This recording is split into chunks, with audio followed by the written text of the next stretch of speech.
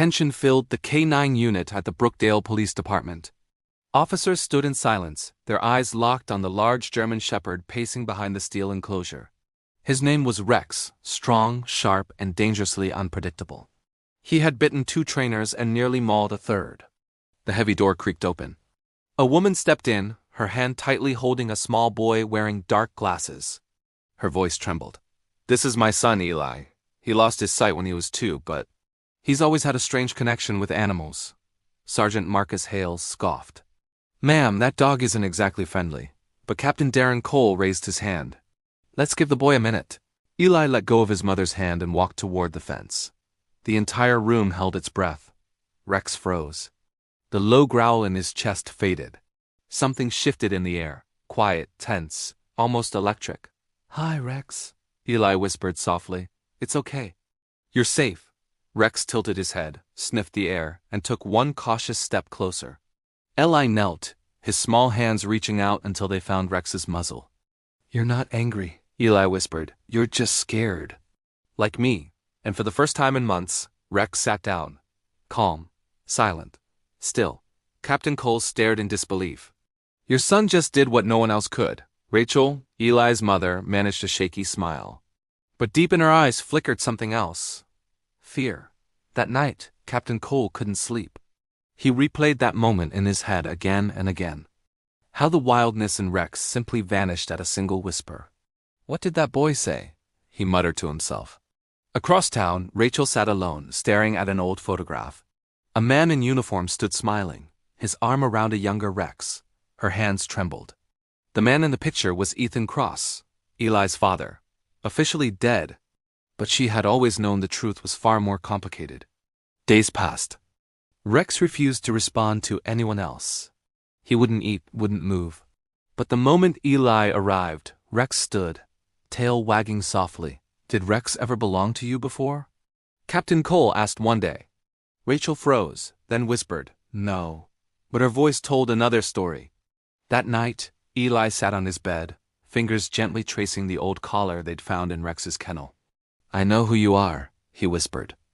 Miles away, Rex lifted his head as if he had heard him.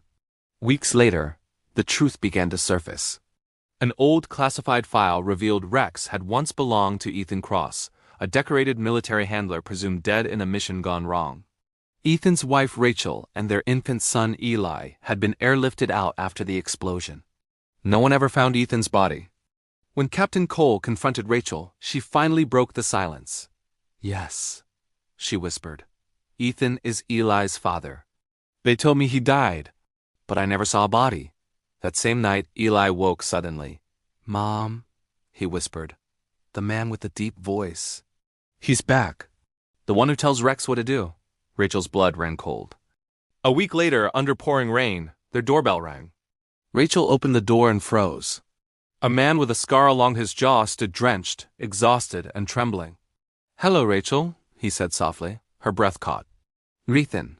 Rex stepped forward, tail low, whining, a sound of mourning and recognition. Eli appeared behind his mother, calm and certain. "I knew you'd come back," he said. Ethan knelt, voice breaking. "I never stopped trying. They told you I was dead because I broke protocol.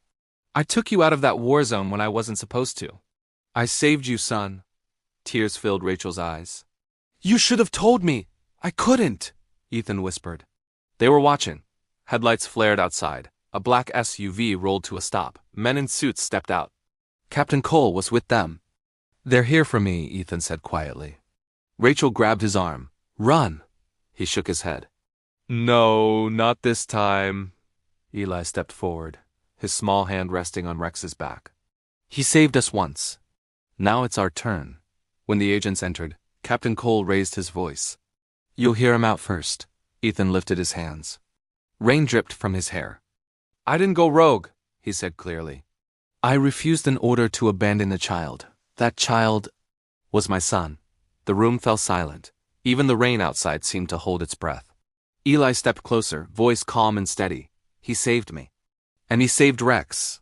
For a long moment, no one moved. Then Captain Cole slowly lowered his weapon. "That's enough," he said. The truth came out in the weeks that followed. The mission was declassified. Ethan was cleared of all charges. Rachel finally stopped running. Rex was no longer just a canine unit. He became part of the family.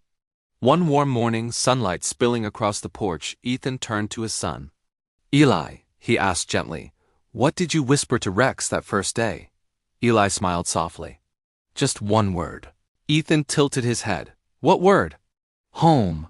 And for the first time in years, they all felt it. Ethan, Rachel, Eli, and Rex. They were finally home.